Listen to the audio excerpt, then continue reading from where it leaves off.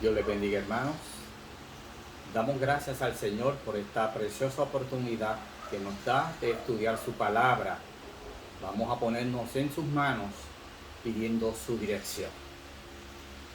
Amado Dios, Padre de gloria y de alabanza, te damos gracias por esta oportunidad de estudiar tu palabra. Te rogamos que nos guíes, Señor, en el estudio de tu palabra, que disponga nuestro corazón para recibir, Señor, el mensaje que tienes para cada uno de nosotros, y que haya en nosotros la sensibilidad, Señor, de alinear, Señor, nuestra vida conforme a ella, y que nos edifiques a través de ella.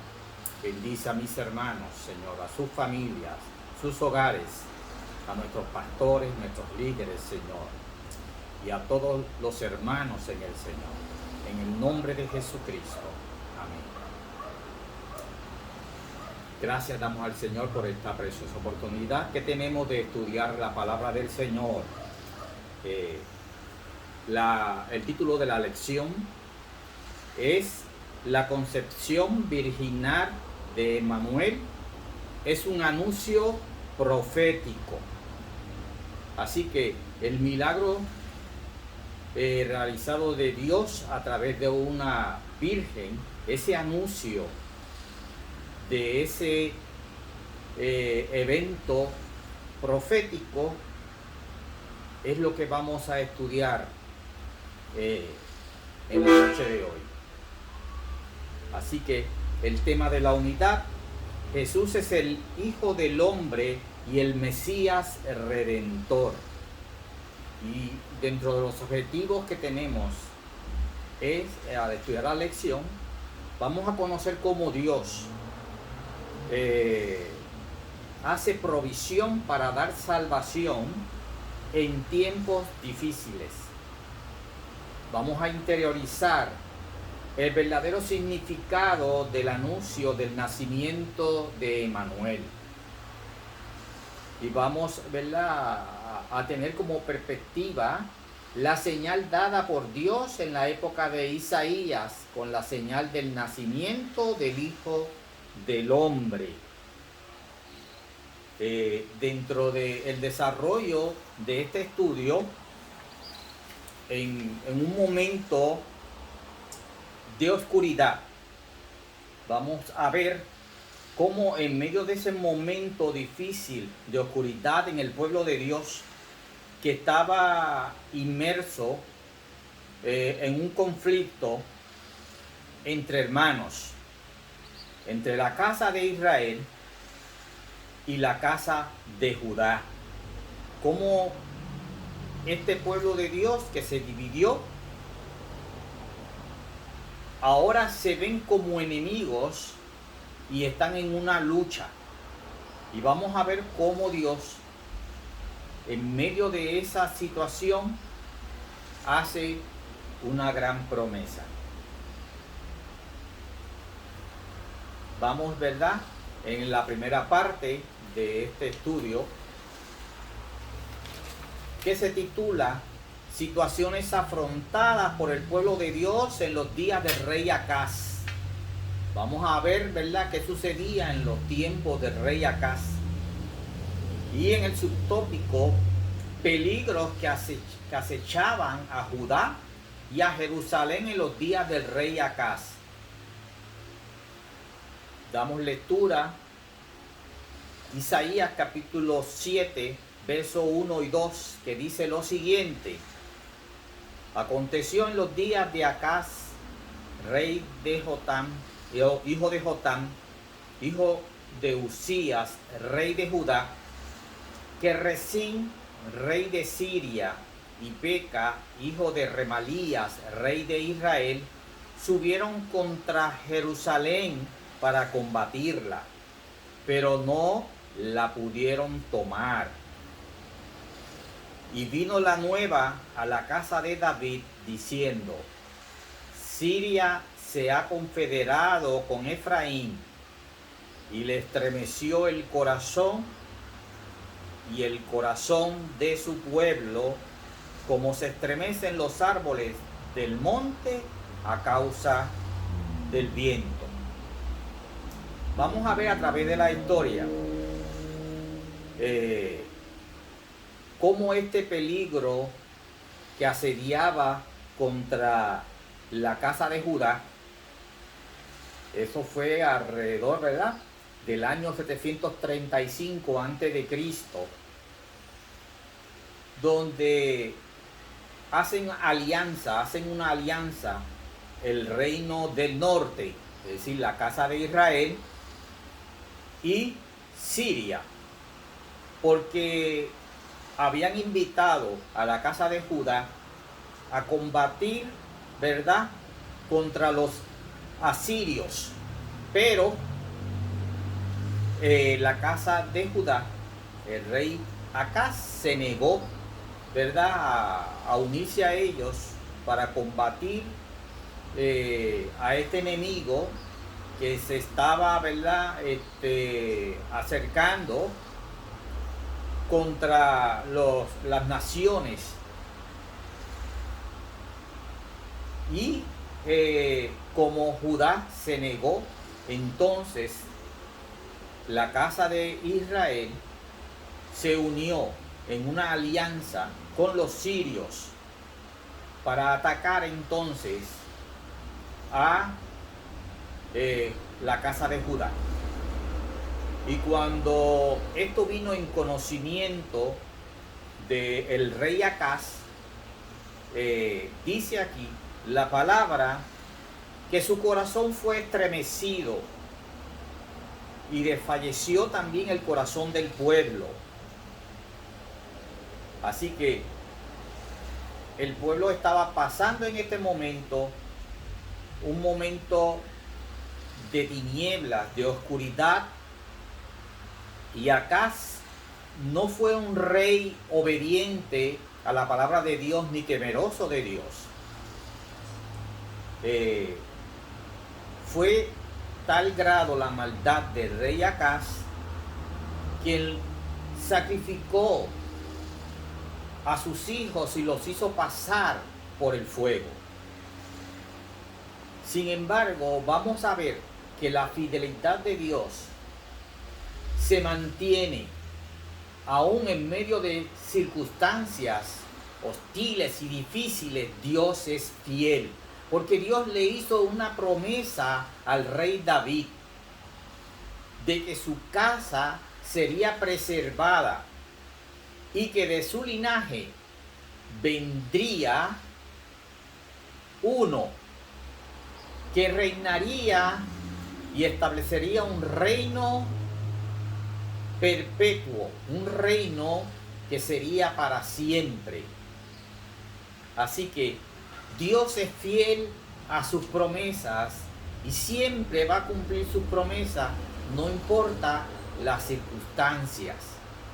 Y a pesar de que el rey de Judá no fue obediente ni temeroso de Dios, Dios guardó y cuidó de cumplir su palabra de que hubiese linaje de la casa de David. Así que vemos, ¿verdad?, que a pesar de esta situación que estaba atravesando en medio de del pueblo del Señor, Dios seguía, ¿verdad?, amando a este pueblo y anhelaba que su pueblo se volviese a él en obediencia y en amor. Y vamos a ver a través de este estudio qué hizo Acaz, ¿verdad? ¿Por qué? Porque en los tiempos de este rey habían dos profetas que eran contemporáneos, que era el profeta Isaías y el profeta Miqueas, los cuales llamaban tanto a Acaz como al pueblo al arrepentimiento y a la conversión. Dios no quiere que nadie se pierda, sino que todos procedan al arrepentimiento. Es por eso que no importa cuán difíciles sean los tiempos, el llamado que debe hacer el Hijo de Dios es continuar llamando a las personas al arrepentimiento y a la conversión a nuestro gran Dios Todopoderoso, porque Dios es grande en misericordia y Dios espera que podamos rendir nuestro corazón, abandonar nuestro pecado, nuestro lugar y entregarnos en las manos de Él. Así que vamos a ver qué hizo el rey Acaz en medio de esta situación. Vamos a la parte B. El mandato de Jehová al profeta Isaías de ir al encuentro del rey Acaz. Vamos a ver qué hizo Dios en medio de esta situación. Vamos a leer el verso 3 y el verso 4. Dice: entonces dijo Jehová a Isaías: sal ahora al encuentro de Acaz, tú y Sear-Jasub, tu hijo, al extremo del acueducto del estanque de arriba, en el camino de la heredad del lavador. Y dile: guarda y repósate, no temas, ni se turbe tu corazón a causa de estos dos cabos de tizón que humean, por el ardor de la ira de Rezín y de Siria, y del hijo de Remalías.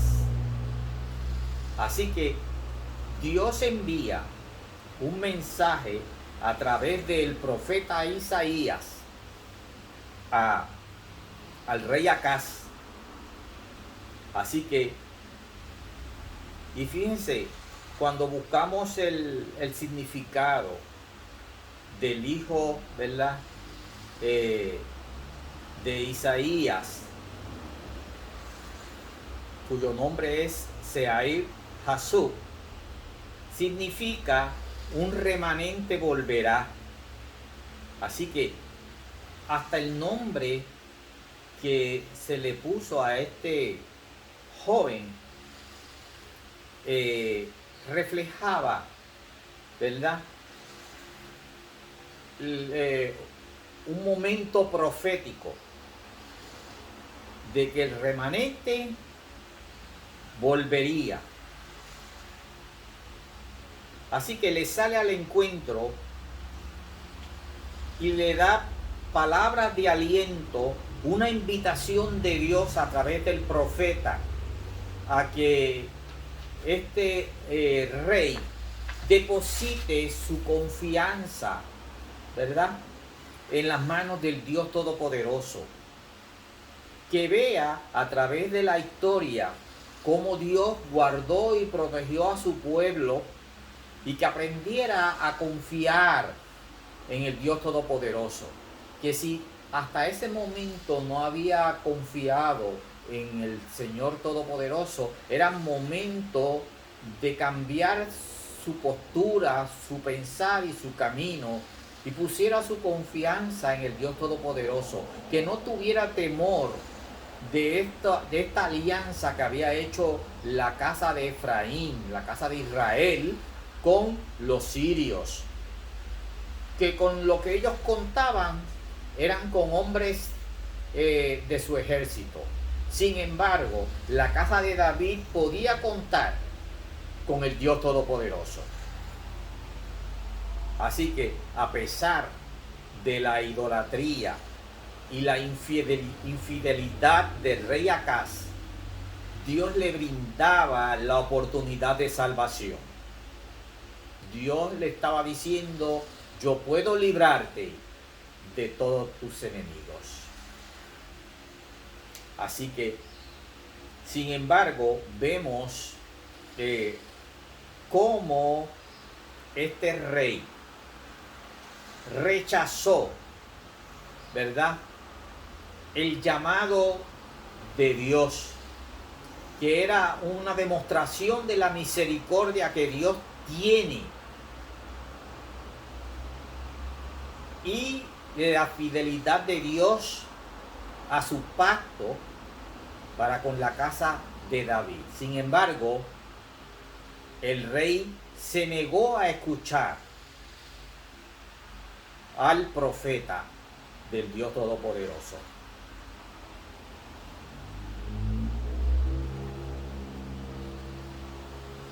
Vamos a ver ahora en la segunda parte titulada Palabra de Jehová al rey Acaz a través del profeta Isaías. Y en el tópico A, Jehová Dios ofrece oportunidad al rey Acaz de tener fe en él. Vamos a ver qué expresa, ¿verdad? Los versos 9 del 9 al 11 dice: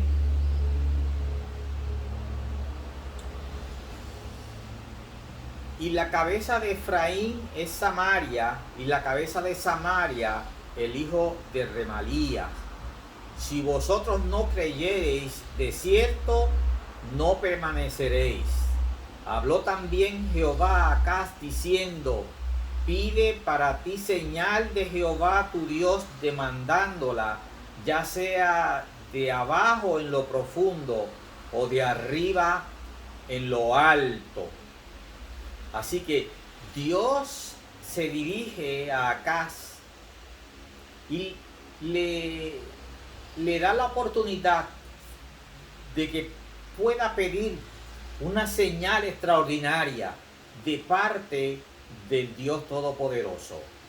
Y anteriormente le había dicho que no temiera a estos enemigos, porque estos enemigos eran como un tizón, es decir, como un pedazo de madera que solo humeaba, que no podía causar daños contundentes, porque Dios guardaba a la casa de David, porque Dios había hecho un pacto con la casa de David, y Dios es fiel a su palabra. Así que le da la oportunidad a este rey, al rey Acaz, a que pida señal de parte de Dios, que Dios estaba dispuesto a cumplir, ¿verdad? Y a proteger a su pueblo. Sin embargo, vamos a ver que Acaz rechaza contundentemente la ayuda del Dios Todopoderoso. Es decir, lo podemos ver la causa que tuvo sobre el rey toda su vida fuera del ámbito de obediencia a nuestro Dios. Su corazón fue cegado, fue endurecido por sus prácticas pecaminosas. En otras palabras, toda aquella persona que juega con el pecado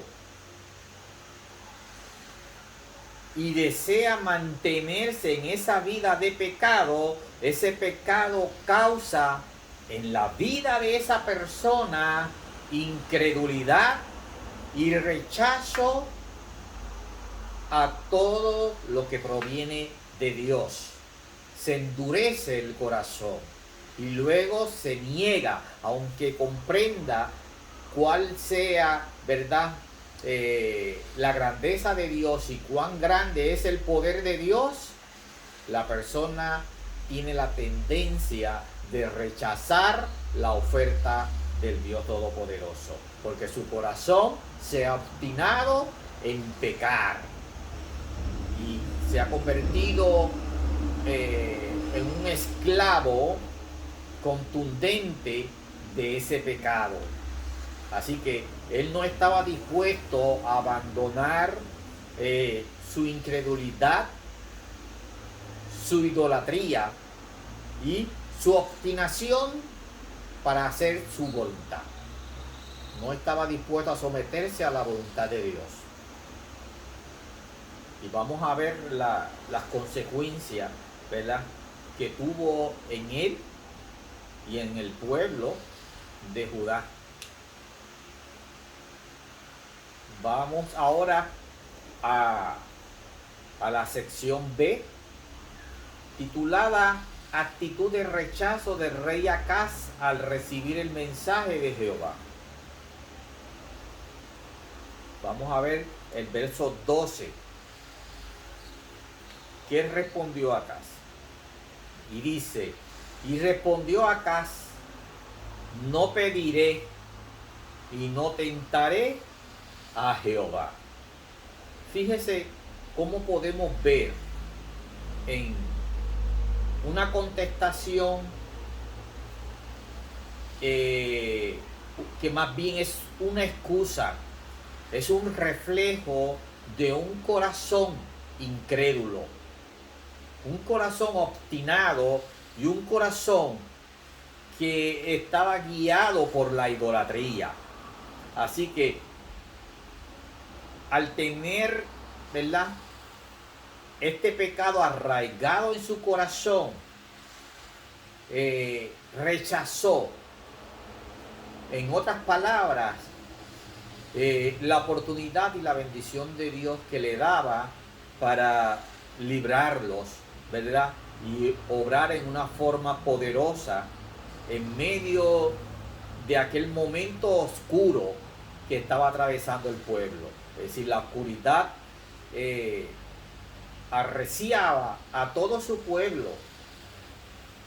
Así que tanto la casa de Israel como la casa de Judá estaban sumergidos en tinieblas y en oscuridad. No conocían y no podían discernir la buena voluntad de Dios, ni tampoco estaban dispuestos a obedecer la buena voluntad de nuestro Dios. Ese era el panorama que se vivía.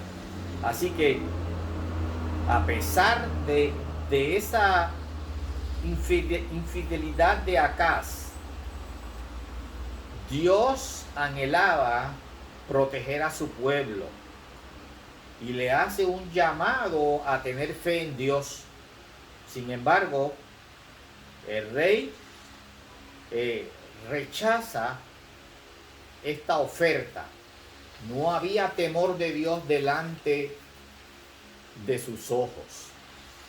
Así que rechazó el mensaje de esperanza que Dios le estaba dando y se negó a pedir señal de parte de Jehová.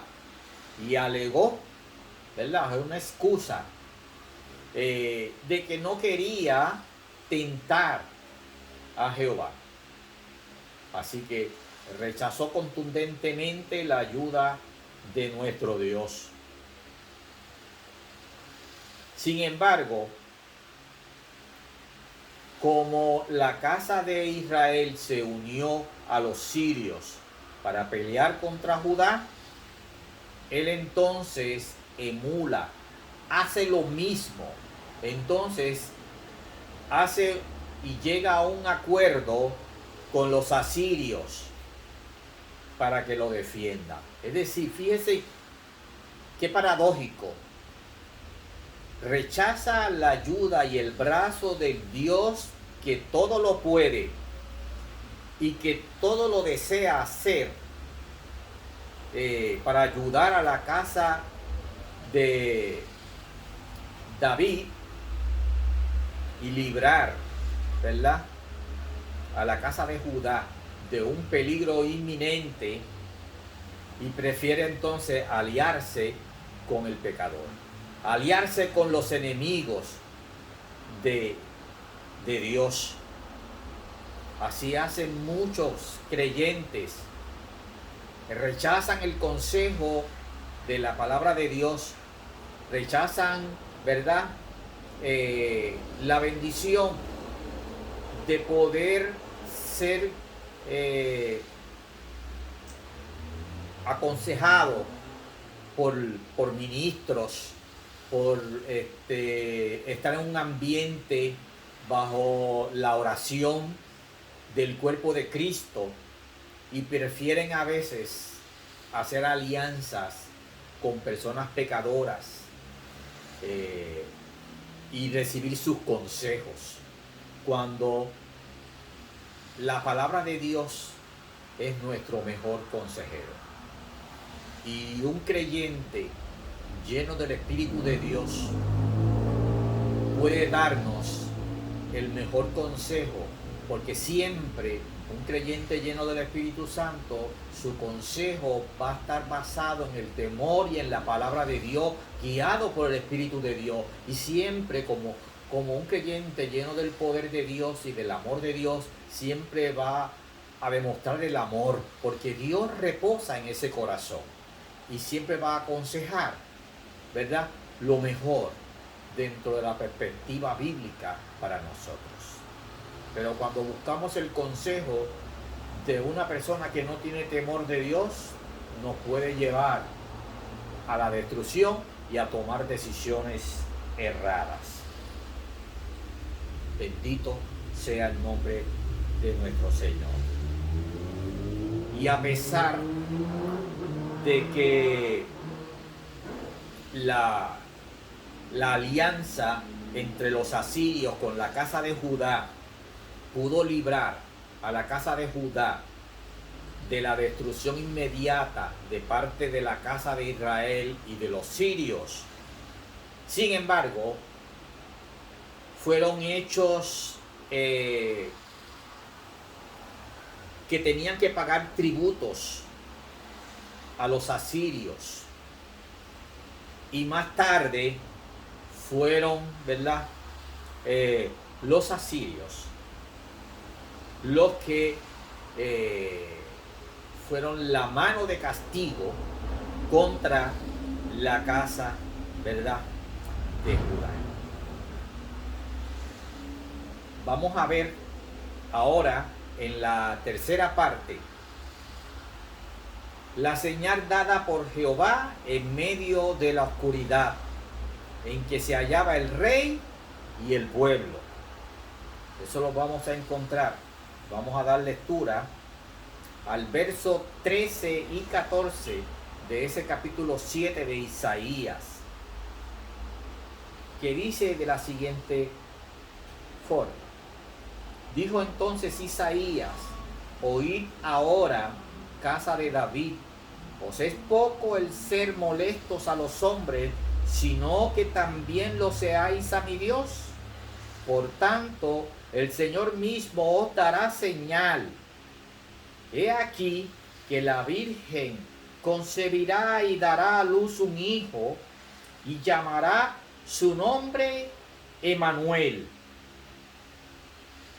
Vemos a través de este pasaje cómo Dios, en medio de esa oscuridad y la obstinación y la incredulidad, ¿verdad?, de este rey y su orgullo desmedido, Dios emite, ¿verdad?, esta señal. Por tanto, el Señor mismo os dará señal. He aquí la Virgen concebirá y dará a luz un hijo. Así que hace esa promesa a la casa de David, que Dios mismo hará un milagro que va a irrumpir en la humanidad, va a cambiar la historia de la humanidad, donde Dios mismo va a hacer ese milagro de vida, va a traer un niño a través de una virgen, quien va a ser un rey justo, santo y completamente obediente, y quien va a cumplir la promesa de que Dios le hizo a través del pacto con David. Ese rey prometido, inclusive hace una perspectiva también del pacto adámico, donde de la mujer nacería una simiente que aplastaría la cabeza de la serpiente, destruiría, ¿verdad? Vencería a la serpiente.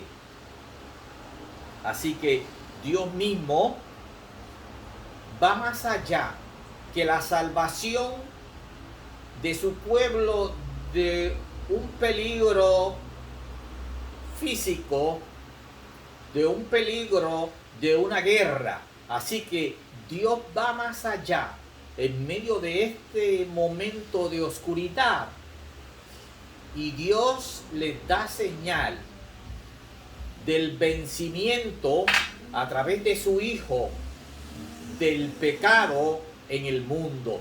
Dios establecería a través de este Hijo el Cordero de Dios que quita el pecado del mundo. Así que Dios le dice, en otras palabras, que la verdadera salvación, Dios es quien la va a proveer.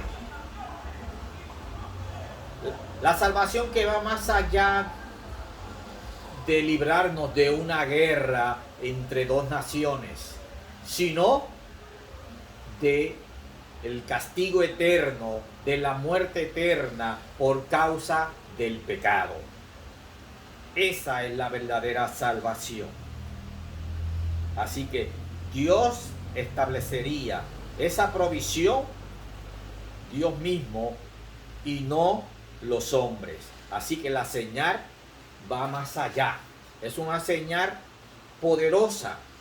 Así que en el Oriente, las mujeres vírgenes para esa época eran guardadas con mucho cuidado y estaban bajo el cuidado de los padres. Es tal así que hasta su rostro era cubierto para que no se viese todo su rostro, porque era reservada para el día en que contraía matrimonio. Así que ni siquiera podía ser observada, ¿verdad? Su rostro no se les permitía para que no fuese codiciada, y era sumamente cuidada con mucho celo por sus padres. Así que Dios anuncia el nacimiento de un niño que trascendería el momento histórico de Judá, y aún en un sentido escatológico abarcaría y libraría a toda la humanidad. La salvación para que todo aquel que en él creyere no se pierda, sino que tenga vida eterna. Y el tópico B, el desarrollo del niño como señal de liberación. Verso 15 y 16. Dice: comerá mantequilla y miel hasta que sepa desechar lo malo y escoger lo bueno. Porque antes que el niño sepa desechar lo malo y escoger lo bueno, la tierra de los dos reyes que tú temes será abandonada. Jehová hará venir sobre ti, sobre tu pueblo y sobre la casa de tu padre días cuales nunca vinieron desde el día de Efraín, que Efraín se apartó de Judá, esto es el rey de Asiria.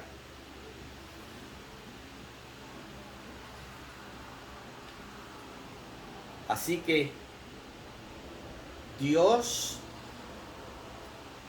establece, ¿verdad?, que esta señal de liberación a través de este niño ocurriría más allá, ¿verdad?, del tiempo que estaba viviendo el rey Acaz, donde Dios cumpliría sus promesas, ¿verdad?, del trono que había hecho sobre el trono de David, que reinaría para siempre.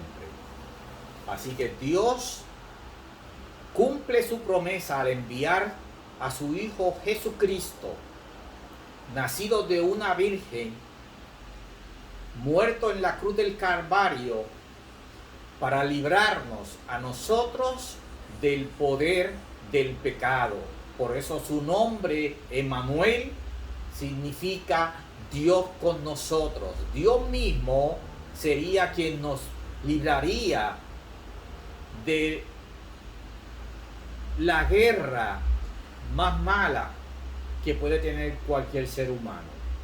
En nuestra guerra contra las tinieblas de Satanás y contra el pecado. Y Cristo nos otorgó a través de su muerte en la cruz del Calvario oportunidad de salvación y de liberación. Una salvación no solo de un peligro físico, sino de una condenación eterna. Así que damos gracias a Dios por esta oportunidad preciosa que nos da de estudiar esta palabra y reconocer que en medio de aquella oscuridad, de aquel momento del rey Acaz, Dios hizo una gran promesa y Dios fue fiel a esa promesa y a esa casa de David. Y un día Cristo vendrá a tomar a su pueblo, y como dice el libro de Daniel, donde el Rey de Reyes reinará con los santos del Altísimo sobre la tierra, donde se cumplirá las promesas y el pacto que Dios ha hecho. Así que anhelamos ese gran día y demos gracias al Señor y pidamos a Dios que nos ayude a permanecer fieles y firmes para ese gran día. Amado Dios y Padre Santo, te damos gracias porque tu palabra es fiel y es poderosa. Y que nos ayudes a poner nuestra perspectiva, Señor, en ese gran día que ha de venir, que nos prepares, que podamos ser fiel, que quites de nosotros, de nuestro corazón, toda incredulidad, toda dureza, Señor, y que nuestros pasos sean guiados a ser en obediencia bajo tu luz, bajo tu cuidado, Señor, que podamos confiar en la grandeza de tus promesas y de tu palabra. Ayúdanos. En el nombre poderoso del Señor te lo pedimos. Amén. Así que muchas bendiciones del Señor. Que la pasen bien. Y que la paz de Dios sea con todos. Amén.